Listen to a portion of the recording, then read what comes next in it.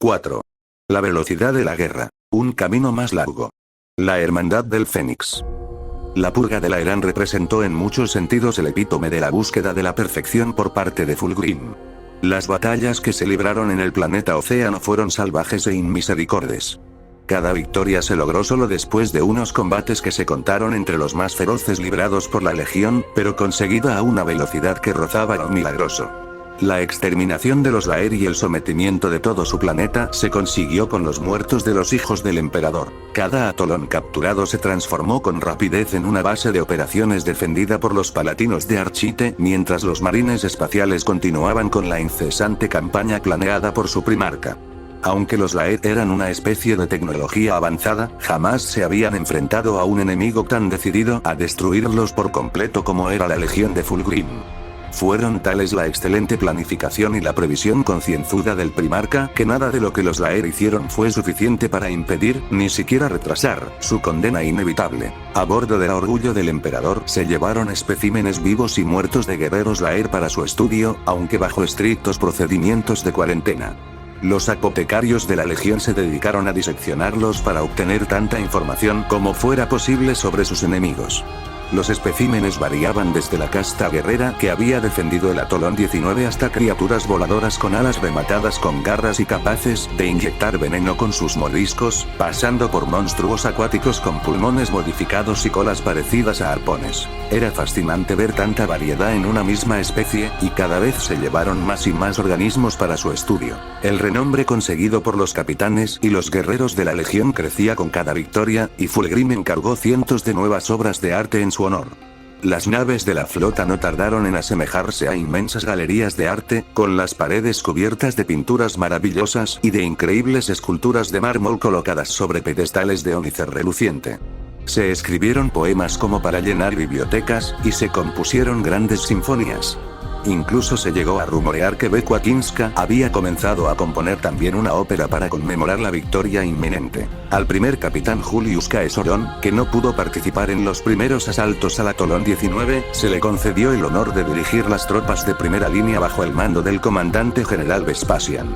Aunque Eidolon lo superaba en rango, había sido él quien había dirigido a las fuerzas que habían sometido a 28-2, por lo que el honor le correspondía a Vespasian. La guerra por Laeran se libró en muchos campos de batalla diferentes. Los guerreros de los hijos del emperador tuvieron que luchar sobre atolones flotantes y a través de enormes estructuras antiguas en ruinas que surgían de la superficie del océano, con el trasfondo de olas espumeantes que se estrellaban contra paredes que antaño se habían alzado miles de metros sobre el suelo. Las ciudades subacuáticas se descubrieron a los pocos días del inicio de la campaña, y los destacamentos de Astartes empezaron a combatir en la oscuridad abisal de las trincheras del lecho marino y a destruir estructuras que nunca habían visto la luz del sol. Llegaron a ellas en torpedos de asalto especialmente modificados para el entorno que se lanzaron desde cruceros que flotaban sobre el mar. Solomon Demeter dirigió a la segunda compañía contra la primera de esas ciudades, y la conquistó en 6 horas. Su plan de ataque recibió las alabanzas del propio primarca. Marius Bairosean libró numerosas acciones contra las estaciones orbitales de los Laer que habían escapado a la detección de la flota. También participó en los abordajes contra naves alienígenas controladas telepáticamente por sus pilotos, que se hallaban conectados a esas naves de un modo parasitario repugnante. Julius Caesoron coordinó los ataques contra los atolones de los Laer y descubrió una pauta en sus movimientos, que hasta ese momento se habían considerado aleatorios. Al principio se pensaba que los atolones eran entidades independientes que seguían su propio curso por el cielo del planeta, pero al analizar todos sus movimientos, Julius se había percatado de que cada uno de ellos trazaba una órbita propia alrededor de un atolón concreto. No era ni el de mayor tamaño, ni el más impresionante, de todos los atolones que se habían identificado, pero cuanto más se estudiaban las trayectorias, más obvia era su importancia. Los consejeros estratégicos concibieron la teoría de que quizás se tratara de la sede de la clase gobernante de Laeran, pero cuando le mostraron el trazado al primarca, este se dio cuenta de inmediato de cuál era su verdadero propósito. No era un lugar desde donde gobernar, sino un lugar al que reverenciar. Las frías luces fluorescentes resplandecían en el apotecarión del orgullo del emperador. El fuerte brillo se reflejaba con intensidad en los armarios médicos de puertas de cristal y en los cuencos metálicos relucientes que contenían instrumental quirúrgico u órganos ensangrentados.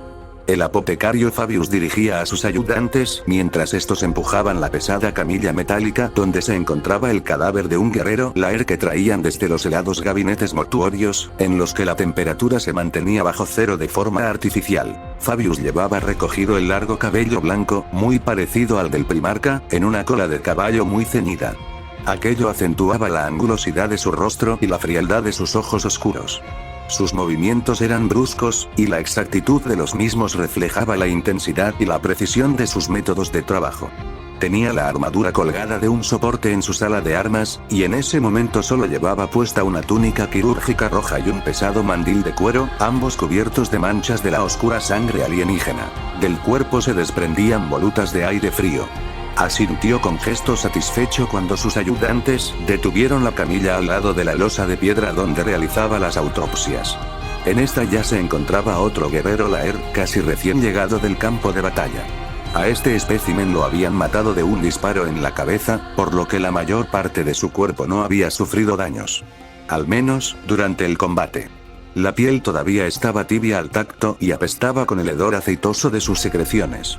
En los paneles hololíticos que colgaban del techo sostenidos por finos cables, aparecían hilera tras hilera de datos que proyectaban imágenes fantasmales en las paredes desnudas y asépticas. Fabius había estado trabajando en el cuerpo tibio a lo largo de unas cuantas horas, y el fruto de sus esfuerzos había sido bastante singular. Había retirado las entrañas de la criatura y había colocado los órganos como trofeos sobre las bandejas plateadas que rodeaban la losa mortuoria. La sospecha que le había rondado por la cabeza desde el ataque al Aptolón 19 se había confirmado por fin, por lo que se decidió a enviar a Lord Fulgrim toda la información relativa a sus descubrimientos. El primarca se encontraba en la puerta del apotecarión. La guardia del Fénix, armada con alabardas, se encontraba a una distancia respetuosa a la espalda del señor de los hijos del emperador. Aunque la estancia era un lugar amplio, de paredes de baldosas blancas y techos altos, daba la sensación de estar abarrotada, tal era la fuerza de la presencia del primarca. Fulgrim había acudido directamente desde el campo de batalla. Llevaba puesta la armadura de combate de color púrpura, con la sangre todavía alterada por la emoción del feroz combate. La campaña había entrado ya en su tercera semana de lucha y en ningún momento habían cesado los combates. Cada batalla expulsaba a los Laer de los diferentes atolones y los hacía retroceder hacia el que el primarca había identificado como un lugar de adoración religiosa. «Será mejor que sea interesante, apotecario», le dijo Fulgrim. «Todavía tengo todo un mundo por conquistar». Fabius asintió y se inclinó sobre el cuerpo ya frío. Una hoja de escalpelo surgió del guantelete Nartecium que llevaba puesto y cortó todos los puntos de sutura que mantenían cerrada la gran incisión de la caja torácica. Apartó las gruesas capas de pellejo y de músculo y luego las fijó con grapas a los lados para mantenerlas abiertas y dejar al descubierto el interior. Fabius sonrió al ver las entrañas del guerrero Laer y se quedó admirando de nuevo la disposición perfecta de los órganos en la cavidad, lo que convertía a aquellos seres en unas máquinas de matar tan temibles. «Lo es, mi señor», le prometió Fabius. «Jamás me había imaginado algo así, ni por lo que se lo ha hecho nadie más, salvo los genetistas más extremos de Terra. Algo como que...», exigió saber Fulgrim. «Apotecario, no me agotes la paciencia con acertijos. Es que es algo fascinante, mi señor, fascinante», insistió Fabius, de pie entre los cadáveres de los dos Laer. «He realizado análisis genéticos de ambos especímenes y he encontrado muchos datos que pueden ser de gran interés. Lo único que me interesa de estas criaturas es saber cómo matarlas», replicó Fulgrim. Fabius se dio cuenta de que sería mejor ir al grano con rapidez. La presión de dirigir en persona una campaña semejante era extenuante, incluso para un primarca. «Por supuesto, mi señor, por supuesto, pero creo que os interesará saber cómo vivían estos especímenes. Según los resultados de mis investigaciones, parece que los Laer no son tan diferentes a nosotros en su búsqueda de la perfección». Fabius señaló con un gesto las cavidades torácicas abiertas de ambos guerreros. «Por ejemplo, estos dos especímenes. Genéticamente son idénticos, en el sentido de que proceden de la misma variante genética, pero se han modificado sus órganos internos». «¿Modificados?», inquirió Fulgrim. «¿Con qué propósito?». «Me imagino que para que se adaptaran mejor a la función que debían cumplir en la sociedad Laer. Son especímenes bastante asombrosos, que han sido alterados genética y químicamente desde el nacimiento para llevar a cabo a la perfección una tarea predeterminada». Este, por ejemplo, es evidentemente un guerrero, con un sistema nervioso central diseñado para que funcione a un nivel de operatividad mucho más elevado que los enviados que capturamos al comienzo de la guerra. ¿Ve estas glándulas de aquí? Fulgrim se inclinó sobre el cuerpo para acercarse y frunció la nariz en un gesto de asco ante el hedor que desprendía el alienígena. ¿Para qué sirven? Han sido diseñadas para excretar una sustancia sobre el caparazón del Lair. Dicha sustancia forma una costra endurecida sobre las zonas dañadas del cuerpo. A efectos prácticos, estos órganos tienen una función autorreparadora que puede anular a los pocos segundos los daños sufridos en combate. Hemos tenido suerte de que el capitán Demeter lograra matarlo de un modo tan instantáneo con un disparo en la cabeza. ¿Todos los Lair tienen estos órganos?, le preguntó Fulgrim. Fabius hizo un gesto negativo con la cabeza para luego señalar con un gesto de la barbilla los datos que aparecían sin cesar en las placas hololíticas.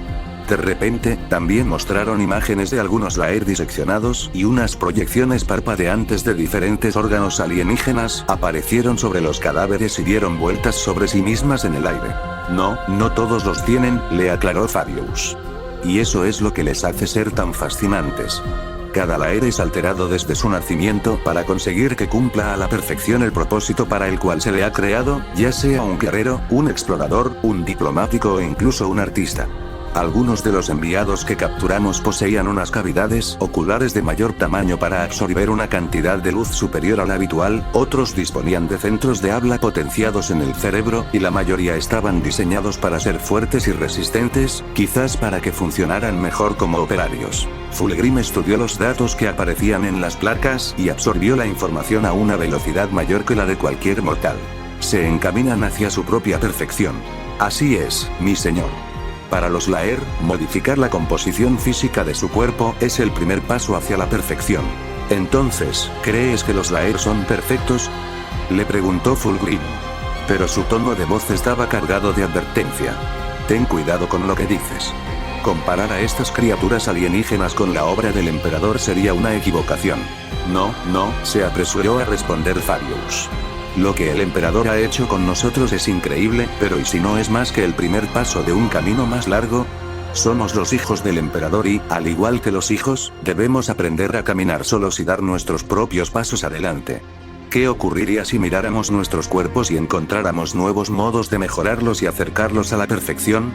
Mejorarlos, exclamó Fulgrim al tiempo que se acercaba con gesto amenazante a Fabius.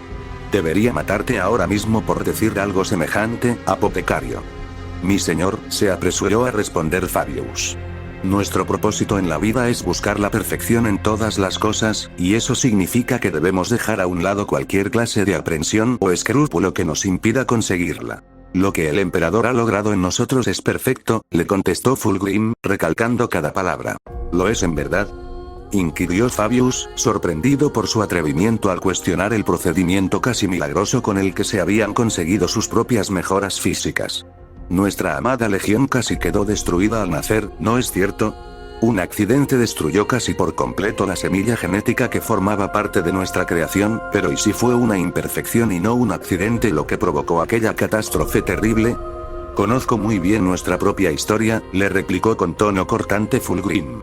Para cuando mi padre me llevó de regreso a Terra, la legión apenas se componía de unos 200 guerreros. ¿Y recuerda lo que le dijo el emperador acerca del accidente? Lo recuerdo perfectamente, apotecario. Mi padre me dijo que era mejor que ese accidente me hubiera ocurrido al principio de la vida, ya que de ese modo despertaría al ave fénix que hay en mi interior y ella me haría renacer de mis cenizas. Fulgrim lo miró fijamente, y Fabius sintió el poder y la furia que había detrás de los ojos de su señor mientras recordaba la angustia que sintió en aquellos tiempos lejanos. Sabía que estaba jugando a algo peligroso. Era muy posible que hubiera firmado su sentencia de muerte al haber hablado con tanta franqueza, pero las posibilidades que se abrían ante ellos merecían correr cualquier riesgo. Intentar descifrar los secretos del método de creación de los Astartes que el emperador había utilizado sería la mayor tarea de su vida. Si no merecía la pena arriesgarse por aquello que lo merecía, Fulgrim se volvió hacia los guerreros de la Guardia del Fénix. Dejadnos solos. Esperadme fuera y no volváis hasta que yo os llame. Fabius vio que, a pesar de que su señor se encontraba en su propia nave insignia, los guardaespaldas del primarca se sentían inquietos por tener que dejarlo sin protección, pero asintieron y salieron del apotecarión. Fulgrim no se volvió hacia Fabius hasta que el último de ellos salió y la puerta se cerró tras su paso. La mirada del primarca era pensativa y la mantuvo perdida entre el apotecario y los cadáveres de los Laer, como si los pensamientos que le llenaban la cabeza fueran tan ajenos a Fabius como los de los propios Laer. ¿Crees que podrías mejorar la semilla genética de los Astartes? Le preguntó al cabo de unos momentos.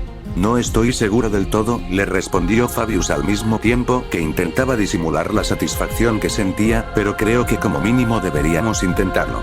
Es posible que acabemos por no conseguir nada, pero si no es así, nos acercaríamos a la perfección, remató Fulgrim. Y solo le fallaríamos al emperador si no aspiráramos a la perfección, añadió Fabius. Fulgrim asintió. Tienes mi permiso, apotecario.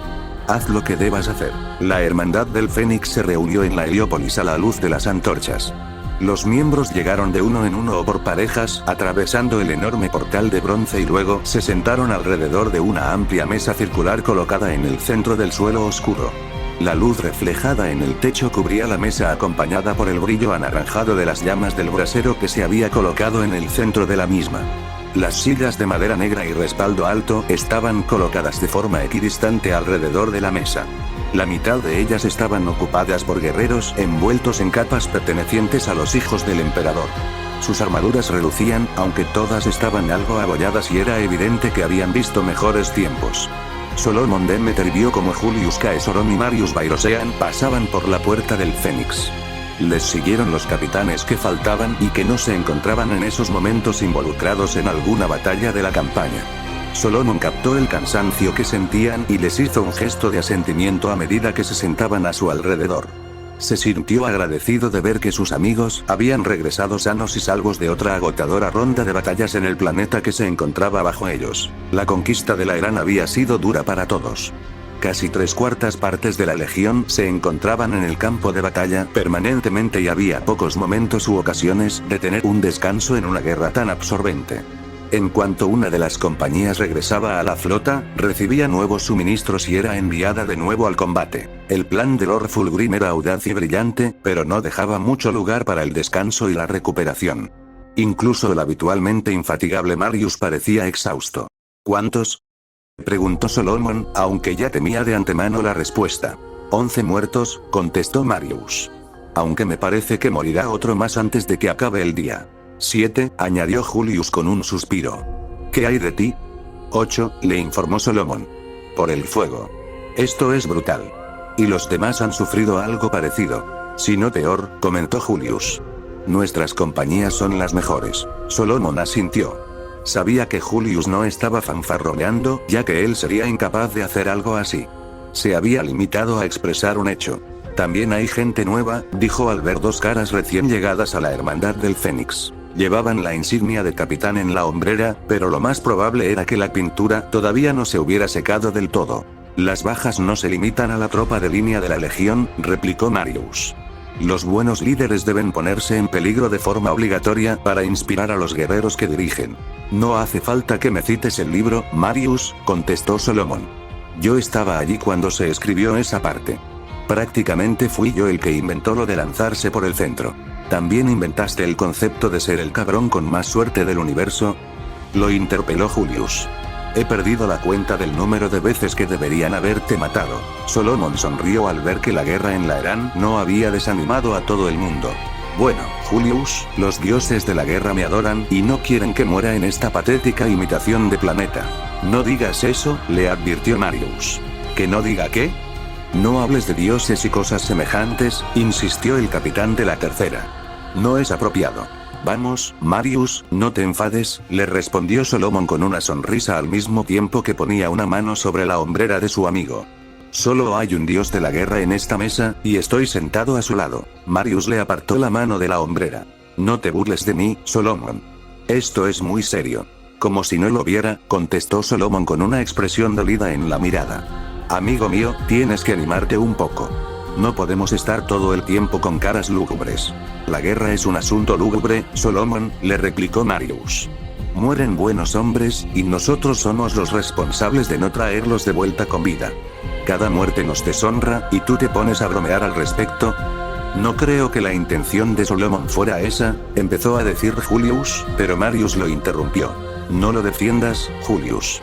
Él sabe muy bien lo que ha dicho, y yo estoy harto de que hable sin pensar, mientras ahí fuera mueren guerreros valientes. Solomon quedó sorprendido y dolido por las palabras de Marius, y sintió que la cólera se apoderaba de él ante el insulto de su amigo. Se inclinó hacia él para responderle.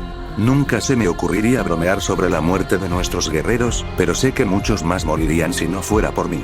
Todos nos enfrentamos a la guerra de un modo distinto, y si mi manera te ofende, lo siento, pero soy como soy y no pienso cambiar por nadie. Solomon se quedó mirando fijamente a Marius, prácticamente desafiándolo a que continuara con aquella discusión inesperada, pero su camarada negó con la cabeza.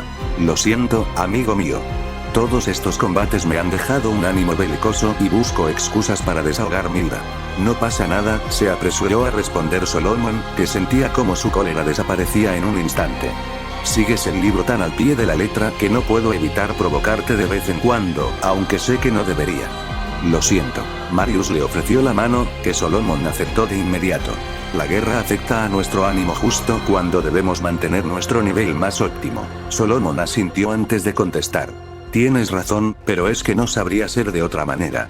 Dejo que Julius se ocupe del lado cultural de todo. Hablando de ello, ¿cómo va esa pequeña manada de rememoradores que has estado reuniendo? ¿Ha aparecido ya algún otro busto o pintura tuya?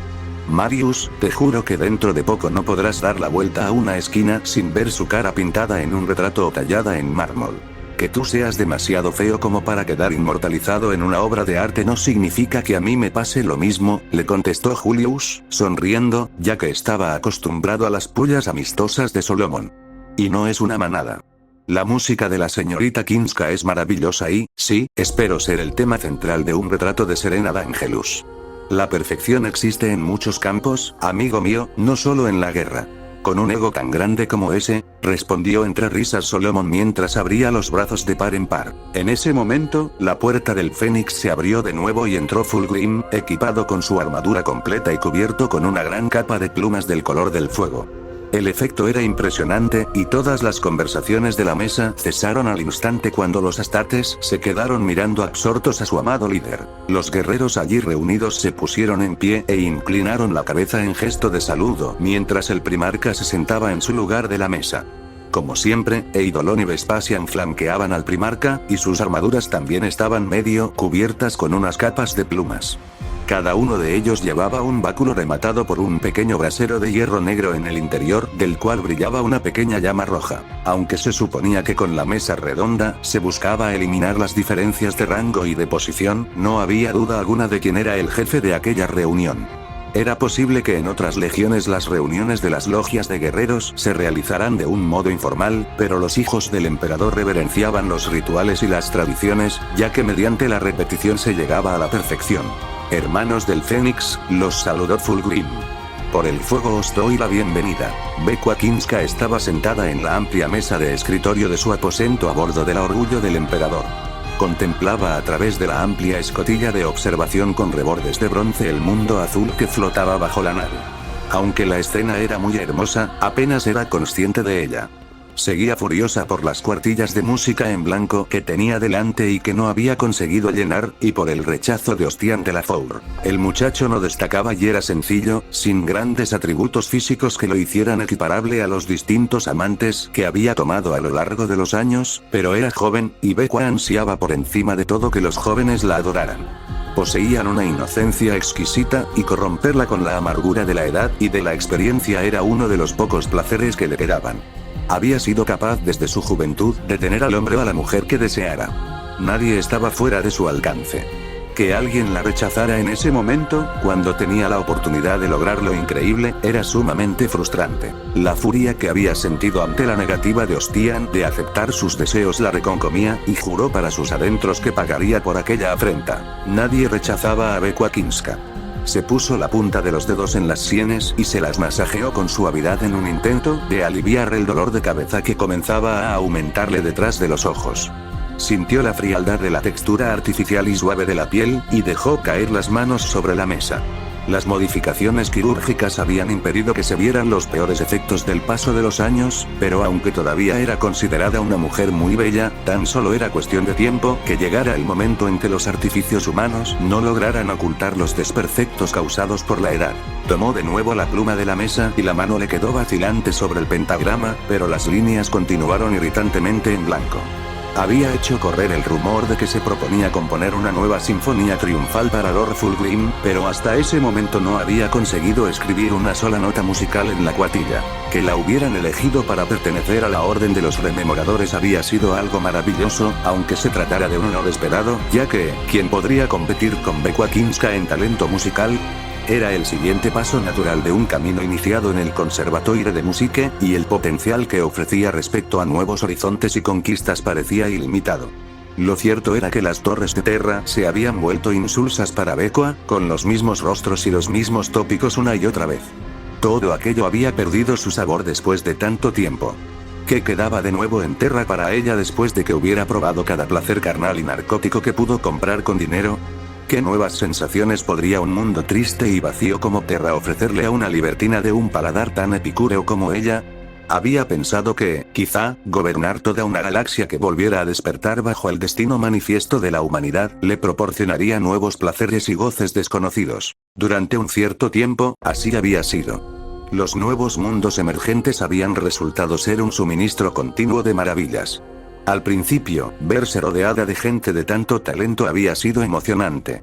La música había surgido de forma torrencial de sus dedos y se había derramado sobre las partituras.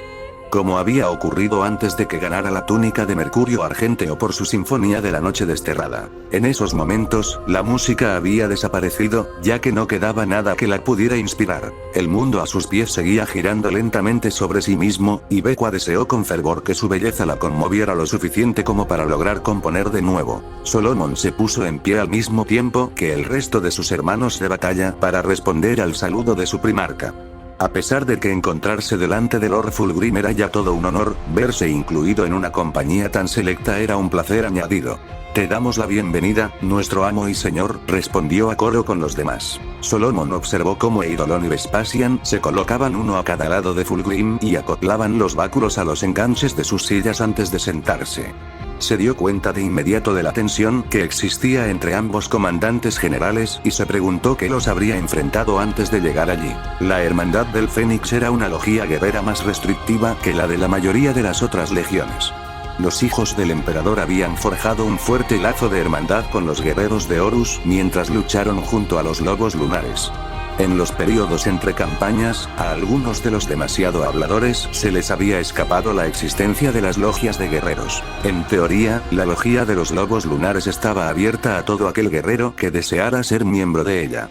Era una reunión informal donde se producían debates animados y donde los rangos no tenían importancia alguna, donde cualquiera podía hablar con entera libertad sin miedo a posibles castigos. En una ocasión, a Solomon y a Marius les habían permitido asistir a una de aquellas reuniones, y había sido una velada de camaradería agradable bajo el liderazgo titular de un guerrero llamado Sergar Targost. Solomon había disfrutado de todo aquello a pesar del ambiente teatral de capa y espada con la llegada de los componentes enmascarados. Sin embargo, se dio cuenta de que Marius se había sentido incómodo con toda aquella informalidad y falta de rangos. El carácter tradicionalmente jerárquico de los hijos del emperador solo permitía la asistencia a los guerreros con cierto rango. Fulgrim había convocado aquella reunión de la hermandad, y Solomon sentía curiosidad sobre lo que el primarca tendría que decirles. Hermanos, la conquista de la Eran ya casi está completa, les dijo Fulgrim, y los guerreros de los hijos del emperador le vitorearon. Solo queda un bastión alienígena contra el que descargar nuestra furia, y yo dirigiré en persona el ataque, porque, ¿acaso no prometí que plantaría nuestro estandarte en el corazón del territorio enemigo? Así es, gritó Marius. Solomon y Julius intercambiaron una mirada, ya que ambos habían captado el tono de adulación en las palabras de su camarada. Otros golpearon la mesa con los puños al oír el grito del capitán de la tercera. Fulgrim alzó una mano para acallar la aclamación.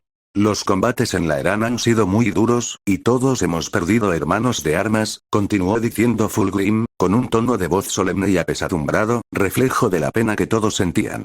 Sin embargo, hemos conseguido grandes honores, y cuando en el futuro miren atrás y lean lo que conseguimos aquí, creerán que los cronistas mienten, ya que, sin duda, no existe legión alguna capaz de derrotar a toda una raza en un período de tiempo tan corto. Pero los hijos del emperador no son simplemente una legión. Somos los elegidos del emperador, los únicos guerreros con la perfección necesaria para llevar su águila en nuestros pechos. Todos los guerreros reunidos alrededor de la mesa se dieron una palmada en la placa pectoral de la armadura para reconocer el honor que les había concedido el emperador antes de que Fulgrim siguiera hablando. Vuestro valor y vuestros sacrificios no han pasado desapercibidos, y en la columnata de los héroes lucirán para siempre los nombres y las hazañas de los muertos. Honro su recuerdo en mi corazón del mismo modo que lo haré con quienes los sigan. Fulgrim se puso en pie y rodeó la mesa para colocarse detrás de los dos guerreros recién llegados. Uno de ellos tenía un cierto aire de águila, el aspecto de un guerrero nato acompañado de una actitud algo parecida a pavoneo y que a Solomon le cayó bien de inmediato. El otro daba la impresión de sentirse incómodo por la repentina atención que se había concentrado en él. Solomon comprendía muy bien la inquietud del guerrero, ya que recordaba con claridad su propia presentación ante la Hermandad del Fénix. Aunque por desgracia algunos mueren, sus muertes permiten a otros acercarse a la perfección en la guerra al tomar su lugar. Dadles la bienvenida, hermanos. Recibámoslos entre los nuestros. Los dos guerreros se pusieron en pie y Solomon se unió a los demás en el sentido aplauso que les dieron, mientras los recién llegados hacían una reverencia a la logía de guerreros. Fulgrim le puso las manos en los hombros al Astartes de aspecto más comedido. Este es el capitán Saul Tarvitz, un guerrero que ha combatido con gran valor en los atolones de Laeran.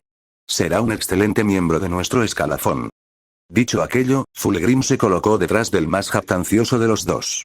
Y este, hermanos, es Lucius, un espadachín de enorme habilidad, que representa lo que significa ser un guerrero de los hijos del emperador. Solomon reconoció los nombres. Los conocía a los dos, pero solo por sus reputaciones. Le gustaba el aspecto de Lucius, ya que le recordaba en cierto modo su propio atrevimiento en el campo de batalla, pero Tarvitz tenía lo que Marius llamaría el aire de un oficial de línea. Tarvitz captó a la perfección su escrutinio e inclinó la cabeza en un gesto respetuoso en dirección a Solomon. Este contestó al gesto y comprendió al instante que no había grandeza en aquel guerrero, y que no lograría llegar muy lejos. Ambos astartes se sentaron mientras Fulgrim completaba la vuelta alrededor de la mesa. La capa de plumas barrió con suavidad el suelo pulido a su paso. Solomon miró a Marius, ya que le daba la impresión de que el primarca se mostraba reticente a hablar. Marius se encogió de hombros de un modo imperceptible. La guerra que se desarrolla ahí abajo casi se ha acabado, y cuando nos apoderemos del último atolón habrá llegado el momento de que comencemos a planear nuestra siguiente aventura en la oscuridad. He recibido un mensaje de Ferrus Manus. Me comunica que sus manos de hierro están a punto de embarcarse en una nueva cruzada y nos solicita contar con el honor de nuestra ayuda para enfrentarse a un enemigo de lo más terrible. Va a comenzar un avance en masa por el cúmulo Biplegue Menor para enfrentarse a los enemigos de la humanidad, y allí tendremos una excelente oportunidad de demostrar los principios de la perfección en los que descansa nuestro honor. Nos reuniremos con mi hermano en la estrella Carollis en cuanto completemos la destrucción de los Laer, y ayudaremos a la 25 expedición antes de proseguir nuestro camino hacia la anomalía Perdeus. Solomon sintió que el corazón se le aceleraba en el pecho y comenzó a dar vítores junto al resto de sus camaradas ante la perspectiva de volver a combatir al lado de la X Legión. El sentimiento de hermandad entre Fulgrim y Ferrus Manus era legendario.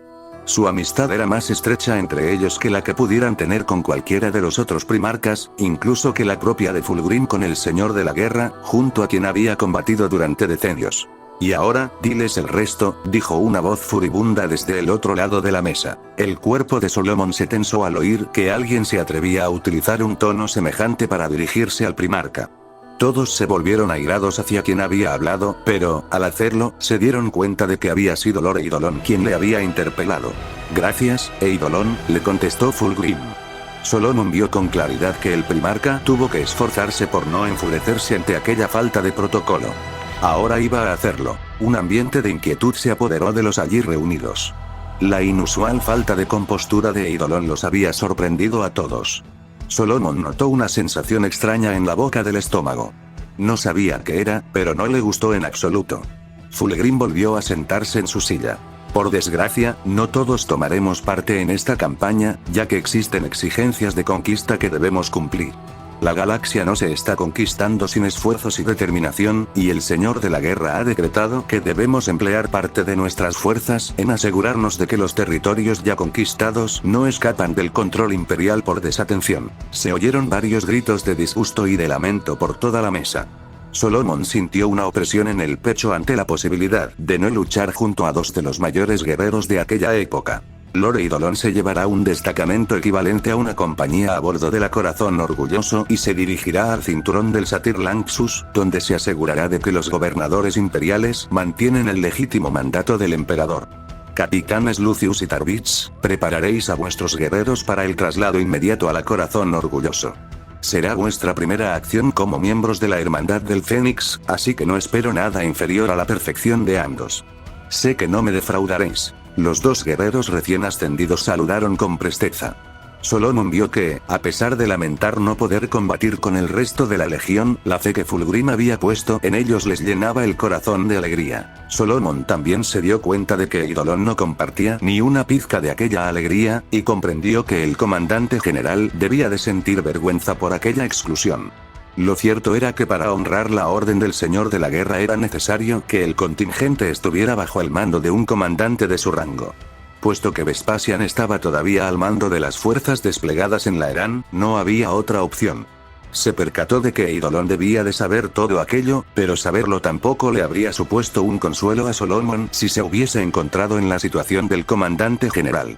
Cantaremos canciones de victoria por vuestra valentía en cuanto regreséis, pero, de momento, bebamos y festejemos por la desaparición de los Laer, exclamó Fulgrim. La puerta del Fénix se abrió de par en par y entraron decenas de sirvientes y lacayos cargados con bandejas de carne asada y jarra tras jarra de vino. Brindemos por la cercana victoria.